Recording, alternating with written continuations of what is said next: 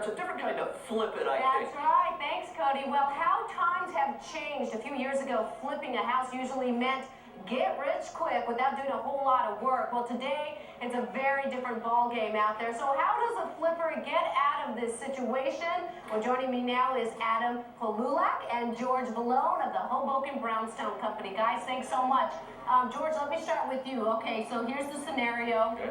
You're the expert in this field. Somebody, unlike yourself, who's not the expert, thinks that during the red-hot housing market, I'm going to make a quick profit, bought up some homes. Now they're stuck. They can't make the monthly mortgages. What do? Well, the first thing that's going to matter is the timeline and how much money they have to put into the investment. If they don't have enough money to carry a negative cash flow, get out as soon as possible, minimize your losses. Even at a loss, get out. Even at a loss, because if you can't carry the negative cash flow until the market picks up again, you're going to magnify the loss. It's so painful. It's painful, but it's less painful than waiting another year and having more losses to walk away from. Or like declaring bankruptcy or ruining your credit report. Try not to do that. Better to lose a deposit, walk away. If you do have the money, you can carry it for a year or two. The market's coming back, appreciation's coming back. Move into the unit if you can. Live in your asset. Feed the negative cash flow, and when the market comes back, the magic of leverage will magnify the return on the investment, and you'll get out just fine.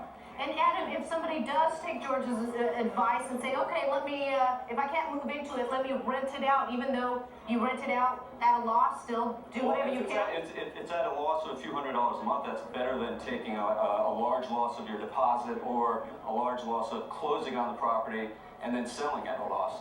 It's also very important for them to talk to their attorneys. If they're still in contract and they haven't closed on the property yet, they want to see if there's clauses in there that allows them to do an early exit where they won't lose their deposit. They can do that, George. They can get out of a contract. I mean, if like in these new developments here in New York, before they were even built, you went in, put a deposit, signed a contract, and now you want to get out, you can? Read the language of the contract very carefully. There are delivery clauses, and there is a limited amount of time that the builder can extend the delivery. If he's beyond his delivery time, you walk and you get your money back.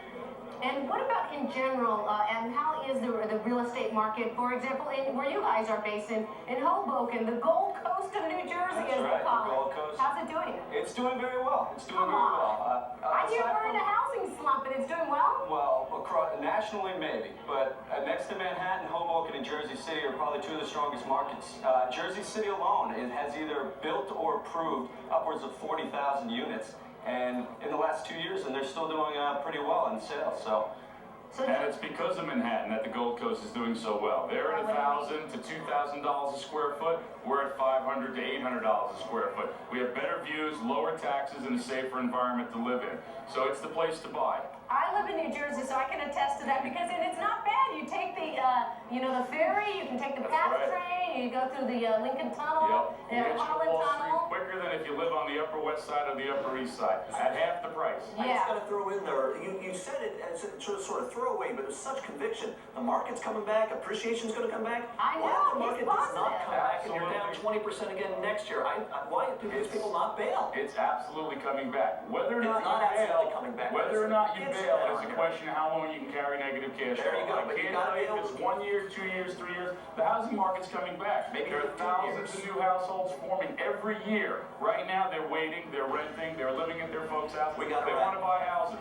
Yeah, And they'll okay. be back. Guys, it George might take Vallone, many thank you years. very much. Adam Thank you so Polulak, much. thank you Appreciate guys it. from the Hoboken Brownstone Thank you. Company. Anytime. And on tap next, you may know her as Vinny's publicist on HBO's hit show Entourage. Now, she's part of another program. Debbie Mazur is here at the bar, and she is on Happy Hour coming up next.